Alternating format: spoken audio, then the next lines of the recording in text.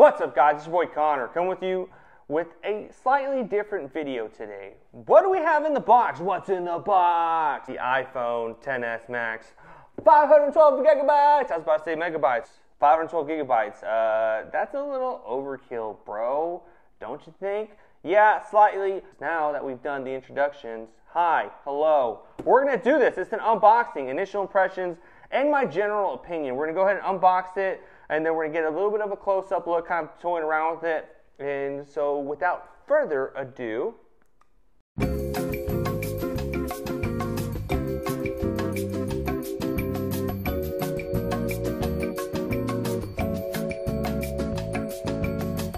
that's very Casey Neistat-esque of me. Anyway, so Apple iPhone XS Max. Now, I currently run the iPhone 7 Plus, which is what we are recording on right now. I dig it. I like it. This came about. Why did I get the 512? There's no real reason for me to get it. It's just kind of like, hey, you have it. You have the opportunity. You have the option. Might as well do it. Raw.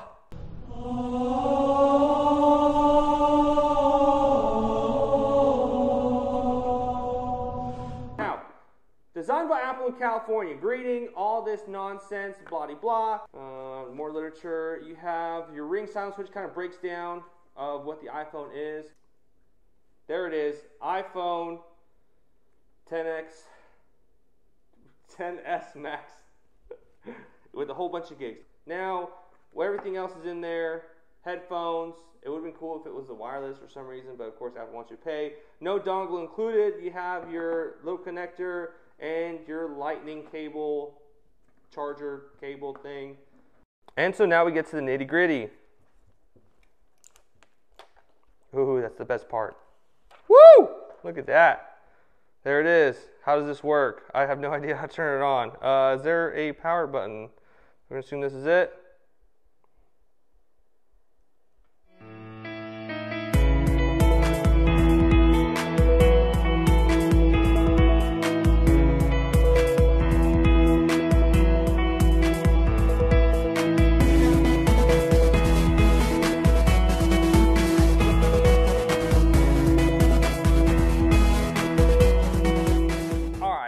Take a look at this phone now.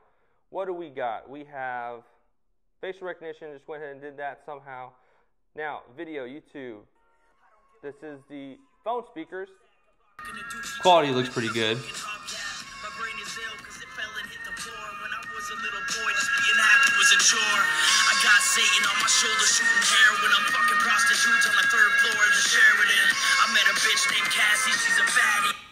Quality looks pretty good.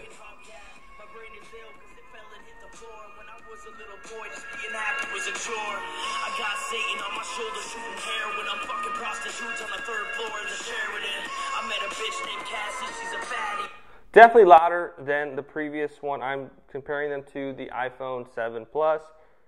And as for graphics, I do like it. What's up, girl? It looks good, looks dope. Like I said, it's pretty quick. So why would I really need that? I'm not sure why people want the speed between apps. I understand sometimes you're in a hurry or you want to, oh, what did I forget? But, oh, actually, you know what? Let me get an Uber. Go back to Uber, always allow. And then all of a sudden, oh, no, what? So where am I going? Oh, what? No. So it's pretty neat. We messed around with the photos. Continue. It already crashed. Look at that. I don't know what went on with that. Pretty disappointed already, Apple. But there's the dog. That was a little hectic, but it's been a while since I've had to set up the old iPhone. We already got a bunch of fingerprints all over. Now, is it worth the money? No, don't do it. Do not buy. Hey, Connor, didn't you just buy that? Yes, I did. I was curious. I wanted to go ahead and buy it. I've always had a thing for the most storage iPhones. Everyone that I've seen, that I've purchased, has always been the Max. When I remember when like the 200 one first came out, everyone was like, holy hell. I went ahead and purchased it because I was like, baller, bro. I want people to know I got that cash, that cheddar. Even now, I have the 256 gigs on the 7. It's about a year and a half, going on 2 years old. I still have 75 gigs to use. I have some music stored on the phone. It's mostly used for my moto vlogs.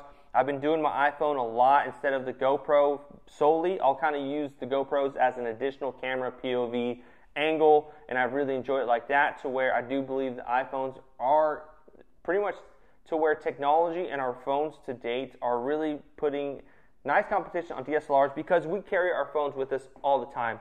You're not always going to have your DSLR fancy video camera to where you can, oh, hold on, let me shoot this, and with your super long lens, like, oh, perfect B-roll.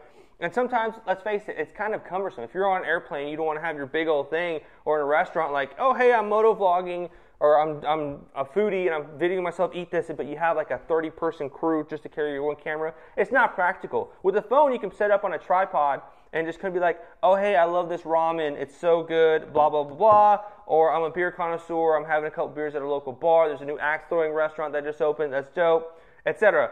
Like I said, also with moto vlogs, I'll do it. I'll put a gimbal on it, which is on there right now, and I'll do some B-roll of us riding. I'll do some B-roll of some motorcycles, whatever event I'm at. It's a lot more convenient because I have my phone with me at all times, and if I have a dope video, I can just go ahead and do a quick edit on it, throw it up on Instagram, and then all of a sudden it's like, boom, you're there with me. I do like the phone. So that's the reason for my 512 gigabyte phone, the 10X, the 10S. But it's just not practical. Part of me really wants to return it to where the more I thought of it after I pre-ordered it, I was like, dude, that's a freaking laptop. That's way too expensive. That's pretty much either a MacBook Air with a couple extra things. I think it's a better processor and some other things. You can add Final Cut, and it's about the same price as the iPhone XS Max, 500 gig. $1,500. You can even get a MacBook Pro, basic model, 13.5 inch with, I believe, an improved processor, and then you're at the same price.